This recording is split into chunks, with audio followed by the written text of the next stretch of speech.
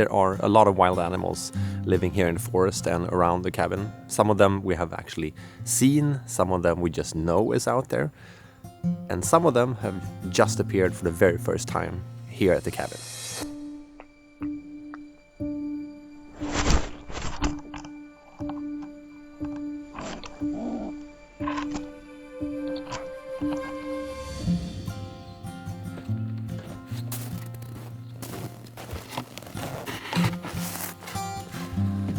Before I reveal what kind of wild animal that was, we need to take care of another animal. Actually my favorite animal, I would say. If you've been following my channel for a long time, you know exactly what I'm talking about already.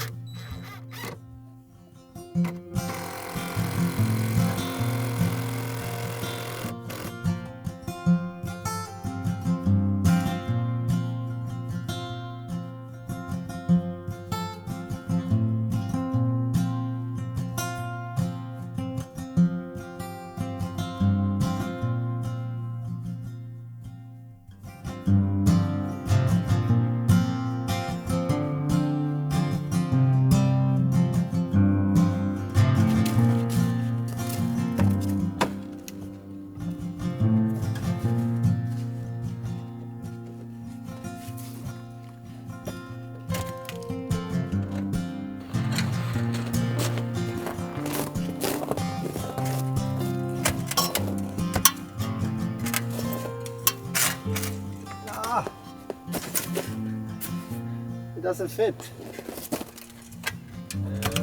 Okay.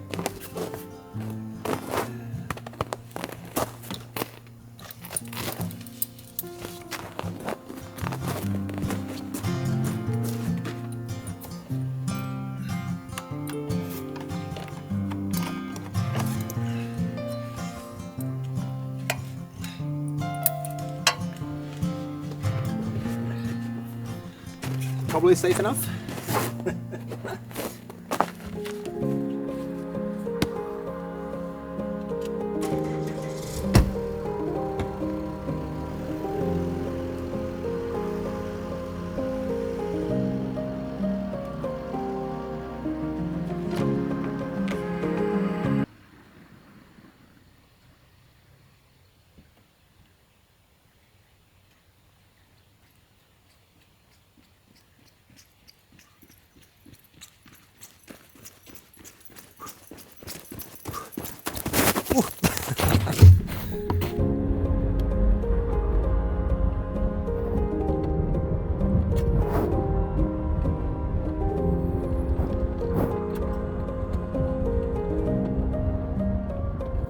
I just arrived to the road I was going to take a right turn on, right up here, but realized that they don't plow this road in the winter.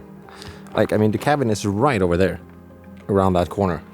So I made it a few hundred meters, and now where I'm going to put it up is maybe a kilometer that way. And I have a lot of camera gear and I have a lot of stuff and ladders and bring. So it's going to take a few minutes.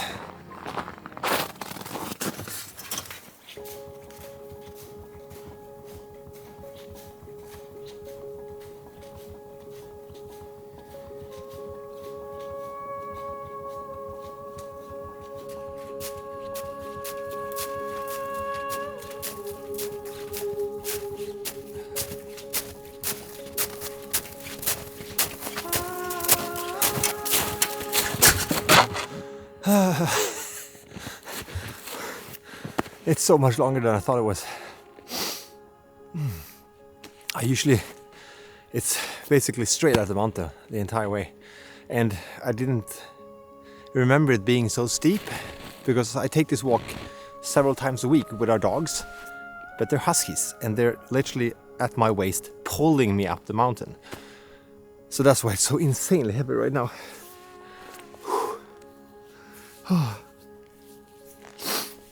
I think I'm about halfway now.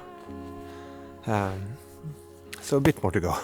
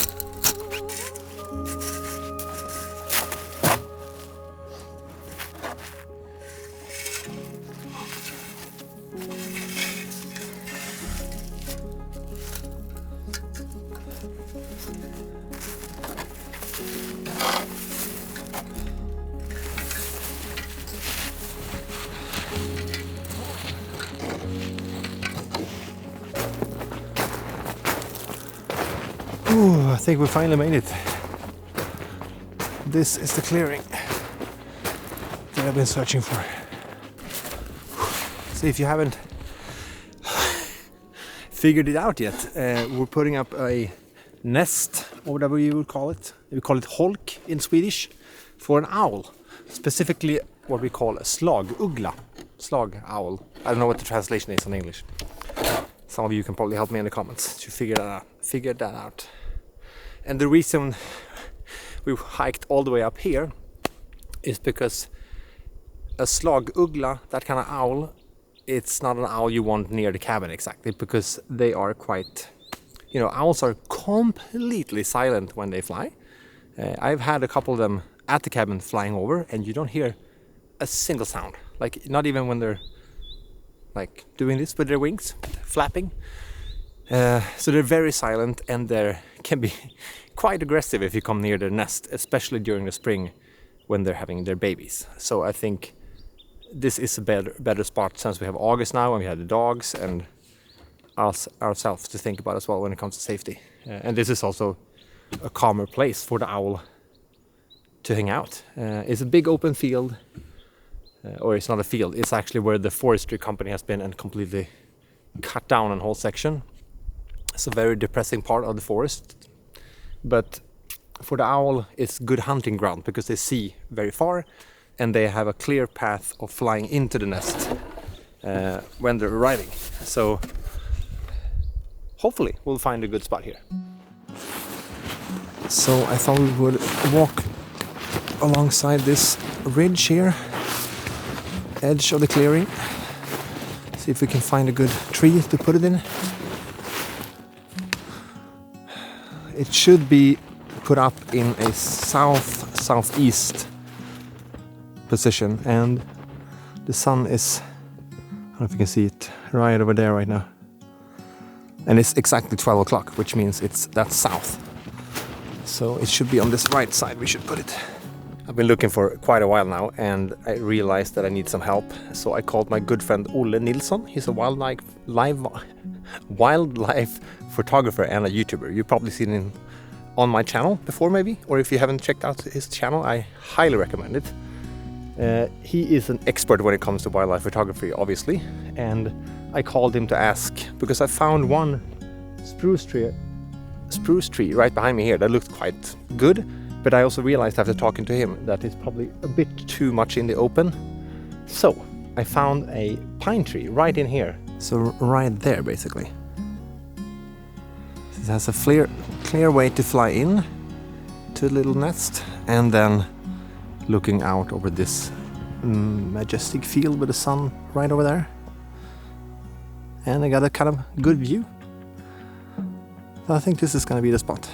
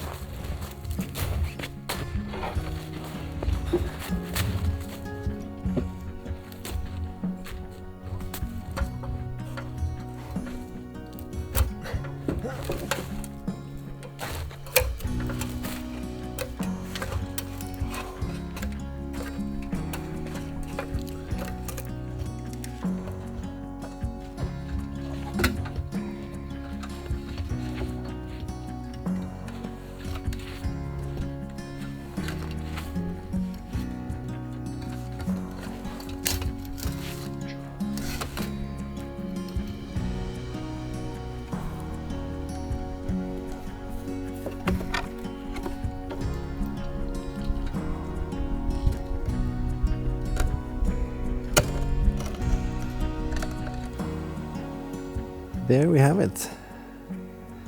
Maybe 4 or 5 meters up in the air. A bit of a struggle to get it there because it's quite heavy, but it has a great view, and then it can fly straight through the alley here out to the big field. Unfortunately the clouds came, so there's no pretty sun to show this, but hopefully you get the idea at least. So now we played the waiting game.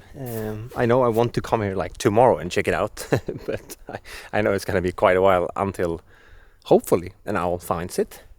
But I have to come and check it once in a while. The nesting or the baby making season for the owls is still some time away, but yeah, I've at least given them a better chance out here. So now we just have the very fun activity of hauling everything down the mountain again and back to the cabin. At least there's one less thing to carry, but yeah, I started carrying everything up 9:30 almost in the morning, and now it's 1 o'clock. So then you can get kind of an estimate of how long this has actually been taking. Yeah, but at least it's downhill from here, like physically down the mountain.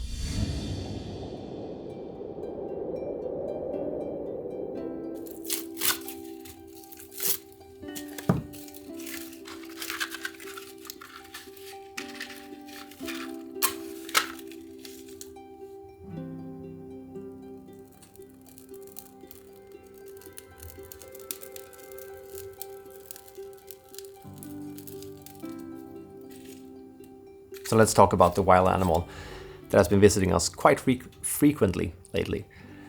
It all started with, I noticed that in the kitchen we got our mice problem just solved for us, and I didn't really understand it to begin with. We've had some mice coming and going, never in the drawers, but they made it up to the countertop a few times, and I've been seeing them like running into cracks when I come into the kitchen a few times. But that problem just went away, so I just assumed that my traps had worked. But I didn't think so much of it. I was like, okay, perfect, they moved up. Maybe it got too cold, or yeah, something else happened. And then a few days later, Tuss and Nala, our dogs, they sleep with me in bed every single evening, and they started acting super weird.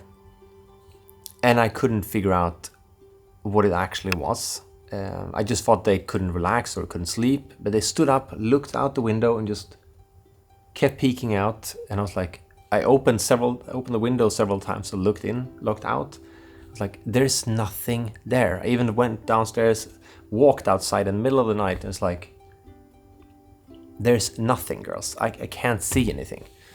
But after day 3, I think, I kind of understood that they were onto something. So I put up my wildlife camera, and yeah, they were completely right. It was something visiting us.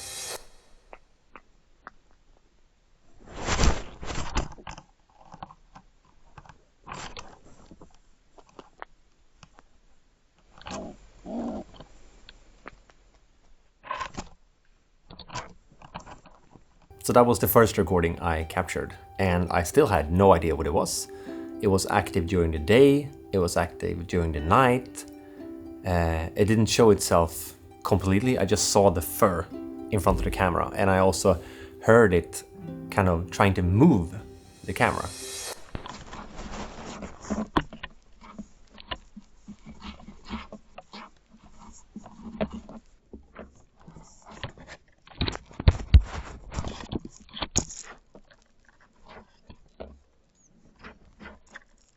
But a few days later, the camera recording something again, and this time we actually saw what it was.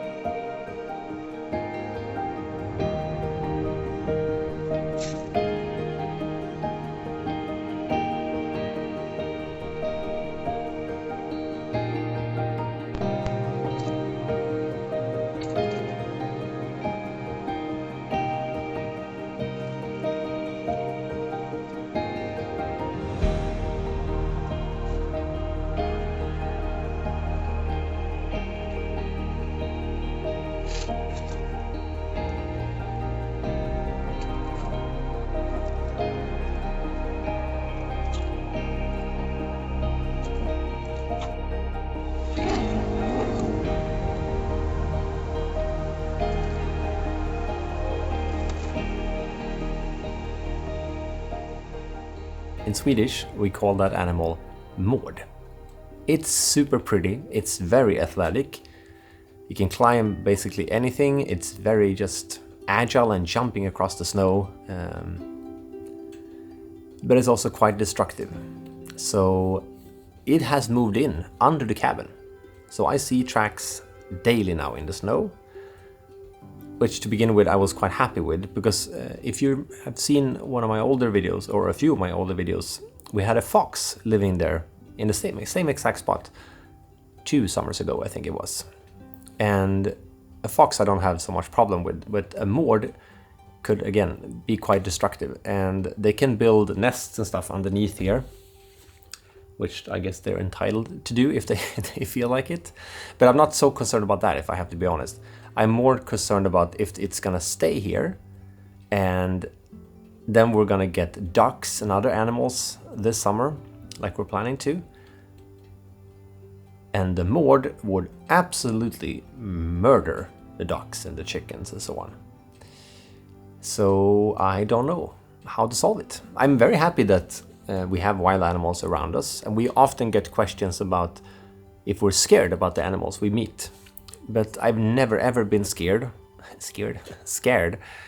We have, I've seen a bear once, I've seen a lynx once, we see a lot of moose. They can also be dangerous even though they're not very predatory. But a lot of animals, I'm more afraid for our dogs because they run away from time to time.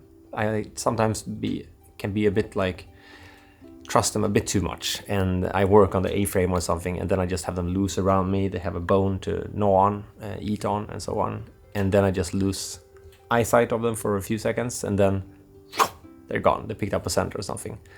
Huskies have a very strong hunting instinct, and it's a bit hard to control that. And I'm not trying to even make it milder, but the problem is when they run away like that, a lot of the predators out there, like wolf, lynx, other animals, bears, can easily eat these dogs, no problem. Lynx are very famous to eat cats and dogs, so that's my main concern, if I have to be honest. But I've never been scared for myself when it comes to bears or wolves or something like that, because we make so much noise when we walk around the forest, and we smell so much. So when we pick berries or mushrooms and so on, there's no chance that they're getting close to us. If we sneak around, or if we walk in the middle of the night, or do something random, or sit still in a spot for a very long time, we might encounter one. But most of the wild animals I meet are on our dog walks, which is quite boring, because Tussanalla start like howling / screaming the second they see a moose or anything like that, and they start pulling me like it almost feels like my back is gonna break. They're so insanely strong. When they do that to Christine, she has to lay down on the ground to be able to like stop them. So they're insanely strong. I can almost not keep them myself either. I enjoy having these wild animals, like even moose. That's the animal that I see the most, I would say. They're not dangerous in that sense, but they can easily stomp you to death if they feel like, and especially the dogs. So wild animals is a part of life out here, and I really enjoy living so close to nature.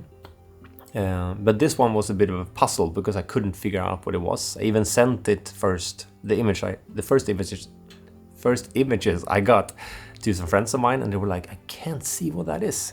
But then we got the clearer camera footage of it, and then it was quite obvious. But I kind of like it that it is here. I saw it last night when I stepped out of the sauna, and I had my headlamp on, and I had it angled toward this cabin.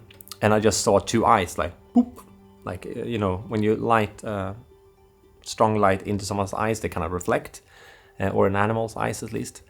And I just saw 2 eyes, like, bopping up and down from the hole down there where it's living. So, I don't mind it. But if you have any questions about whatsoever, or wildlife specific, or animals, or so on, just let me know in a comment down below. And thank you for watching this video. I hope to see you. God, I'm so tired. I've done this whole video in one day, like walked up the mountain, down again, and so many other things. So I'm sorry for being a bit brambly and a bit tired. But thank you for watching this video, and I hope I'll see you in the next one as well.